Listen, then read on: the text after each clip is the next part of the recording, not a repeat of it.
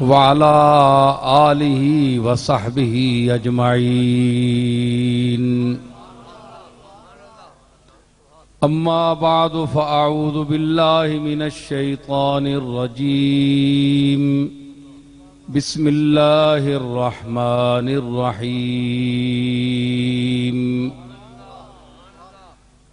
كل من عليها فان ويبقى وجه ربك ذو الجلال والإكرام.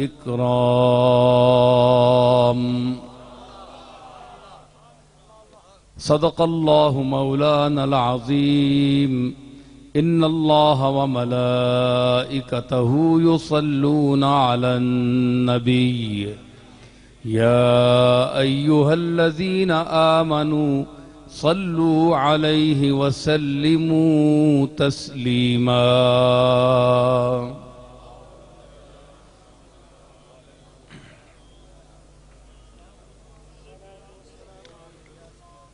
اللهم صل على سيدنا ومولانا محمد وبارك وسلم. معزز حاضرین و سامعین و ناظرین،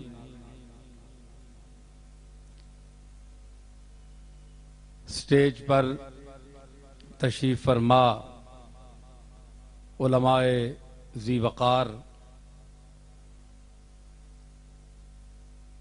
اور فتح جنگ کے اطراف و اکناف سے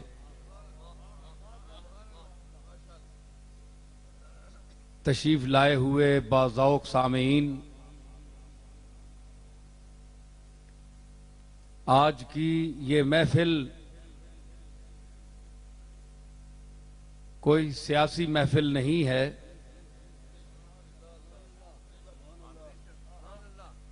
بلکہ یہ شان اولیاء کے حوالے سے منعقد ہے۔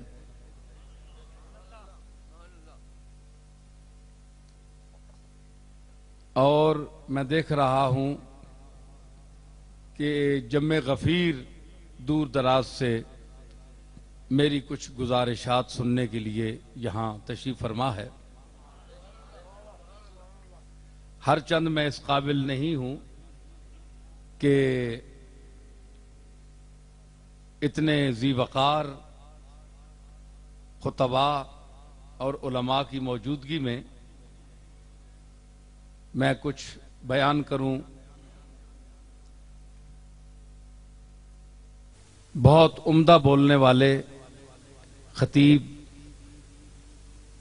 اہل علم سٹیج پر بیٹھے ہوئے ہیں، مگر اسرار احبہ ناطق تھا، ناچار اس راہ پر آ جانا۔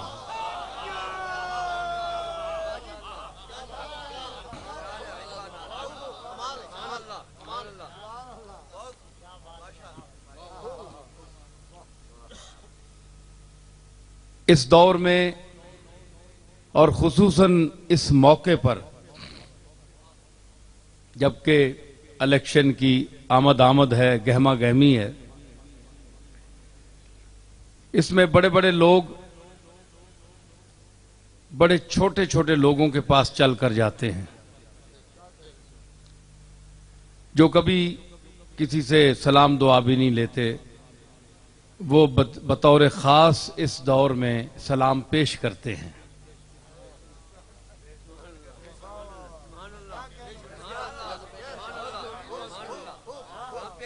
اور اس دور ترقی، یہ ترقی یافتہ دور گنا جاتا ہے، تو مجھے افسوس ہے اس ترقی یافتہ دور کے بعض پہلوؤں پر کہ اس دور ترقی میں ہم نے یہ کمی پائی۔ اس دور ترقی میں ہم نے یہ کمی پائی، کترا کے گزرتے ہیں برسوں کے شناسائی۔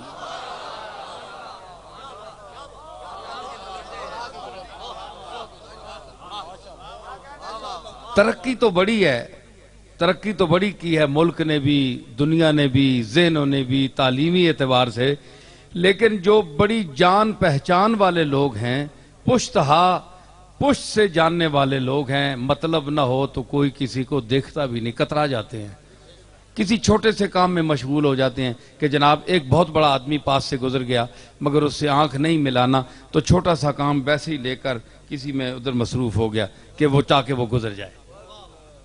اتنے بڑے آدمی کو چھوٹے سے معمولی گھٹیا سی حرکت میں وہ ضائع کر دیتے ہیں۔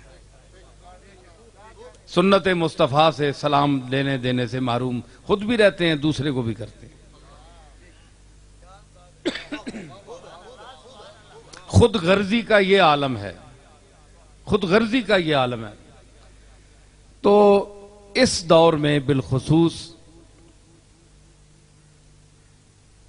فتح جنگ کا بہت عرصہ سے اصرار بھی تھا اہل فتح جنگ کا، تو میں بھی مصروف رہتا ہوں۔ پھر ہمارے ایک خاص محبت والے سلیم حیدر خان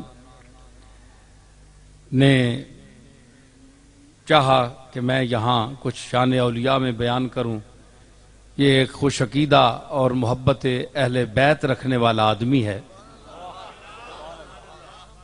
تو اس حوالے سے میں نے ان کی بات کو رد نہیں کیا، بلکہ میں نے کہا کہ چلیں، حب اہل بیت رکھنے والا انسان اس دور میں کہ جب اس راستے سے ہٹ گئے لوگ، ذہن منتشر ہو گئے اور طرح طرح کی گفتگو آج جاری ہے، تو اس دور میں اگر اللہ کے مقبولوں کے ساتھ اور اہل بیت کے ساتھ، صحابہ کے ساتھ کوئی شخص محبت کرتا ہے تو یہ بہت بڑا شرف ہے۔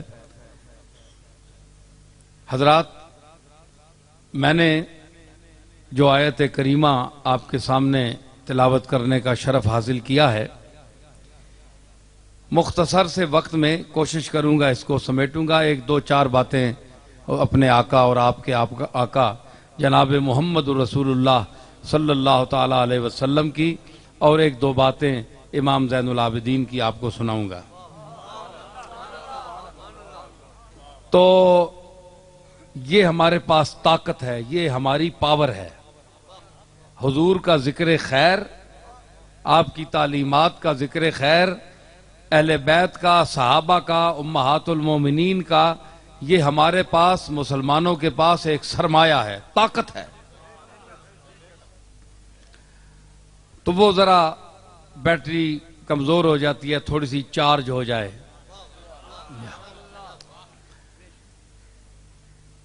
تو اس آیت کریمہ میں اللہ نے فرمایا ہر چیز فنا ہونے والی ہے، جو چیز آئی ہے اس نے جانا ہے، اور آپ دیکھ بھی رہے ہیں آئے دن۔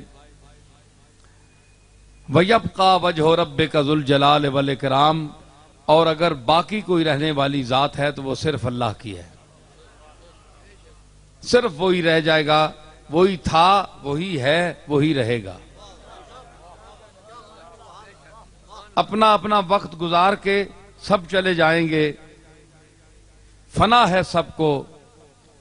میری ایک ربائی کا مصرع تھا، مجھے یاد آ رہا ہے کہ ایک رسم فنا دہر میں لا فانی ہے۔ ہر چیز نے فنا ہونا ہے، لیکن فنا کی رسم فنا نہیں ہوگی۔ فنا ہونے کی جو رسم ہے نا کہ ہر چیز نے فنا ہونا ہے، یہی باقی رہ جائے گی، باقی ہر شے فنا ہو جائے گی۔ ایک رسم فنا دہر میں لا فانی ہے۔ تو یہ اقتدار، اختیار، حکومت، سہولت، دبدبا، ہیبت، تمکنت اور حکمرانی، فرما روائی، شاہی، بادشاہی، شہنشاہی،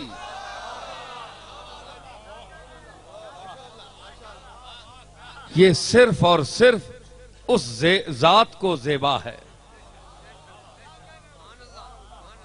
جو مالک کل ہے، مدبر الامور ہے، متصرف فی الامور ہے۔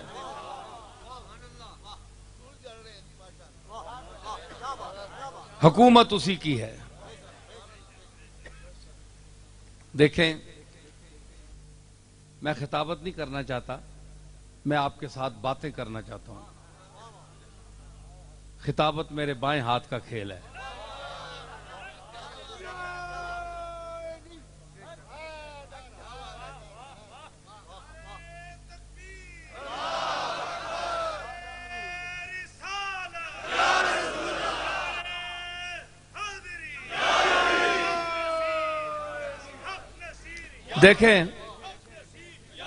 دیکھیں یہ بھی یا نصیر وہی ہے، نعم المولا و نعم النصیر. دیکھیں جس رنگ میں بھی اس کا نام پکارے ہیں وہ نعم المولا ہے اور نعم النصیر ہے.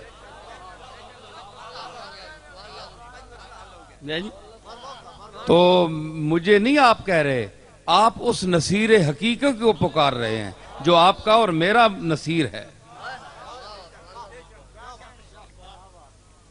تو دیکھیں نا، میں آپ سے باتیں کرنا چاہتا ہوں، دو چار باتیں سیدھی سیدھی. دیکھیں کہ آپ کسی کے گھر پہ جائیں، کسی کی پراپرٹی دیکھیں، کسی کی دولت دیکھیں، زمین دیکھیں، کسی سردار وڈیرا جاگیردار، اس کی شان و شوکت، رہن سہن، گاڑیاں، دبدبہ شان، تو آپ کچھ بھی نہیں جانتے لیکن اس سے مروب ہوں گے. چاہے چودھری صاحب، سردار صاحب، ملک صاحب سے مروب نہیں ہیں، ان کی شخصیت کو اتنی نہیں ہے، لیکن ان کی پراپرٹی اور جائیداد دیکھ کر مروب ہوں گے کہ یار یہ آدمی اتنی جائیداد کا مالک ہے. بھائی بات ٹھیک ہے کہ نہیں؟ ٹھیک ہے نا؟ چاہے وہ پڑھے لکھے ہوں یا ان پڑھ ہوں، اس سے غرض نہیں ہے، کیونکہ وہ مالک ہیں اور اتنی چیزوں کے مالک ہیں. اتنا بڑا محل، اتنی دولت، اتنی گاڑیاں، اتنا بینک بیلنس، تو ہر آدمی مرعوب ہوگا، ڈرتا ہے، ڈرے گا کہ یہ نقصان پہنچائے گا، نفع پہنچائے گا. نفع بھی پہنچا سکتا ہے، کل کو مصیبت پڑی تو ان سے ہم کچھ مدد مانگیں گے.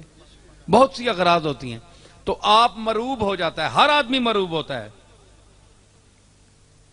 شاہ عبداللہ کو دیکھیں، فرما و روائے مملکت اسلامیہ ہے، سعودیہ ہے، ان کے محل دیکھیں میلوں میں ہیں.